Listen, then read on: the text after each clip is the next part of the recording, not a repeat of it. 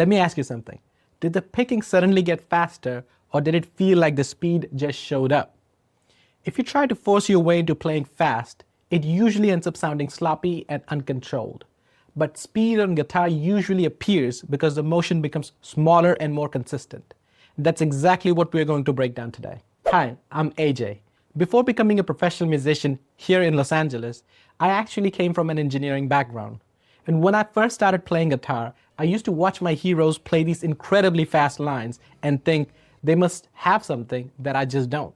But over the years, through music school, studying with great players, writing music and performing, I realized something important.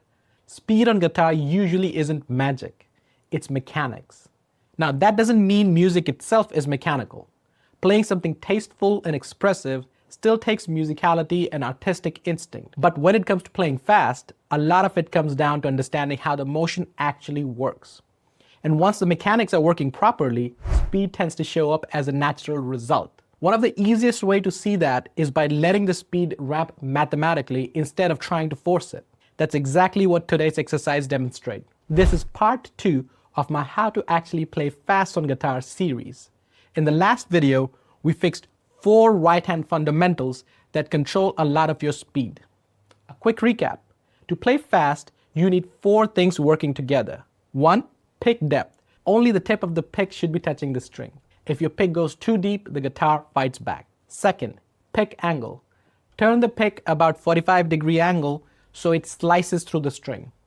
Third, motion size. The motion should be very small. If I can see your picking hand move from across the room, it's probably too big. And fourth, tension. Your hand should feel loose and relaxed. If your jaw is tight, you're holding your breath, or your shoulder is stiff, speed will feel impossible. If you want a deeper explanation of those 4 fundamentals, I'll link part 1 below so you can check that out after this video. Even if you understand those fundamentals, a lot of players still struggle to actually turn that into speed. So instead of trying to force it, today I want to show you a simple way to let speed build naturally with an exercise I call the 4-8-16 exercise. The idea is simple. Each measure doubles the subdivision so the speed ramps mathematically. And the goal is to arrive at speed relaxed and locked in. Let me show you how that works. Think of it in 3 stages: setup, transition, and velocity. We're going to play 4 quarter notes. That just means playing 1 note per click of the metronome. This is where you lock everything in: your pick depth, slight angle, and your small motion.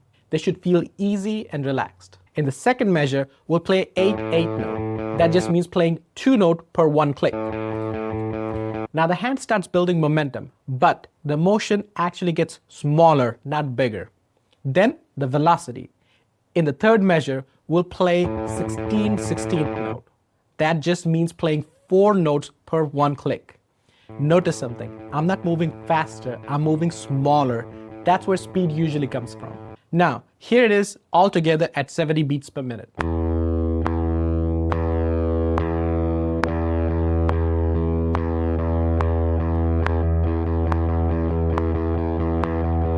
Let the speed ramp naturally. If the last measure feels messy, just drop the tempo until all 3 measures feel controlled.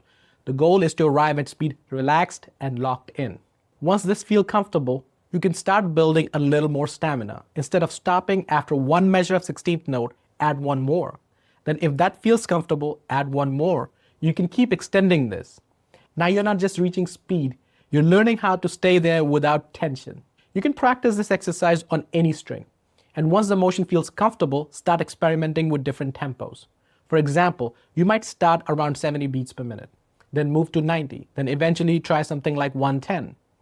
But the most important thing isn't how fast you get. The important thing is that the motion stays relaxed and controlled as the speed ramps up. So if you notice tension creeping in, just slow the tempo back down and let the motion settle again. You also don't need to spend a lot of time on this exercise. Even 2 to 3 minutes at the beginning of your practice session can make a big difference over time. Think of it as a quick way to reset your picking mechanics before you start practicing other things. If you want a structured way to practice this, I also made a free right-hand speed fix guide. It walks through the exact steps for building consistency in your picking hand, including the 4 fixes from part 1.